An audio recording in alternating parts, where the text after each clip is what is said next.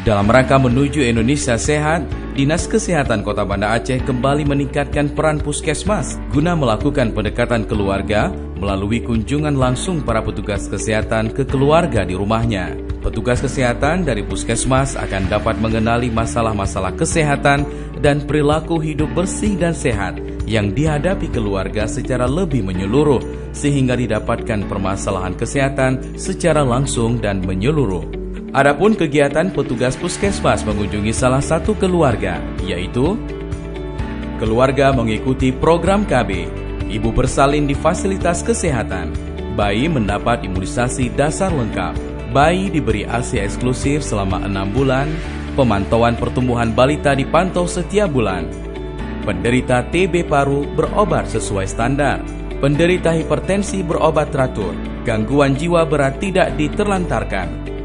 Tidak adanya anggota keluarga yang merokok, sekeluarga menjadi anggota JKN atau ASKES, keluarga mempunyai akses terhadap air bersih, keluarga mempunyai akses atau menggunakan jamban sehat. Gerakan masyarakat sehat dengan program Indonesia Sehat melalui pendekatan keluarga menuju Banda Aceh Sehat Gemilang dalam bingkai syariah.